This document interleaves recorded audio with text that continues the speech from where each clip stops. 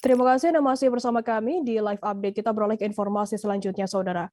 Bencana tanah longsor terjadi di Dukuh Gunungan Lor, Desa Jeruk, Kecamatan Selo, Boyolali pada Minggu 21 November sekira pukul 7 pagi. Akibat bencana ini, bangunan tertimbun dan satu rumah rusak parah pada bagian depannya. Petugas gabungan dari TNI Polri dan juga relawan langsung bergotong royong mengevakuasi barang-barang warga. Informasi lebih lengkapnya akan disampaikan oleh rekan jurnalis kami dari Tribun Solo. Ada Tri Widodo yang saat ini sudah tersambung bersama kami. Halo, Tri. Halo, Victor dan Tribunes, di mana Anda berada? Tri, bisa Anda jelaskan bagaimana kronologi peristiwa tersebut terjadi dan apakah saat ini sudah diketahui penyebab longsor tersebut?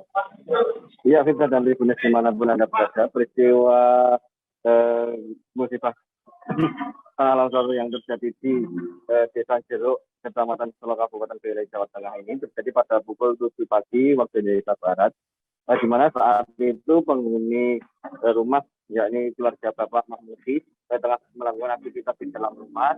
Tahu-tahu saat melakukan aktivitas itu keluarga mendengar suara rentekan yang disusul dengan suara gemuruh. Saat kemudian keluarga yang menghuni di rumah Pak Mahmudi ini kemudian langsung lari menyelamatkan diri keluar rumah.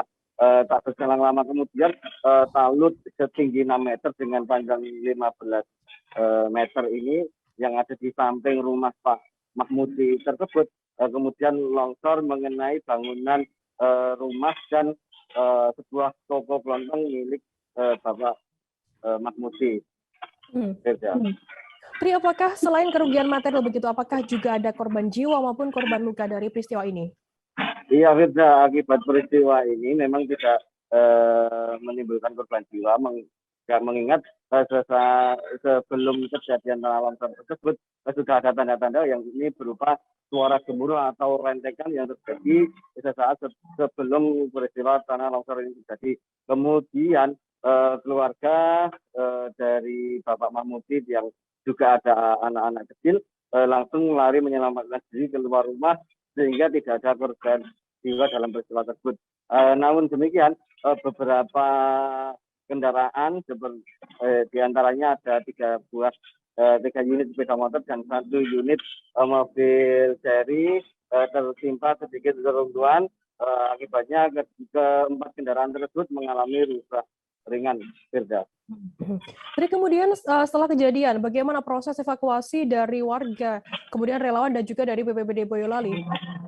Iya, Firda, musibah tanah longsor yang mengakibatkan 1 rumah dan 1 kelontong milik warga ini tertimbun langsung mendapatkan respon dan perhatian dari masyarakat sekitar serta relawan, baik relawan dari organisasi masyarakat maupun dari TNI Polri.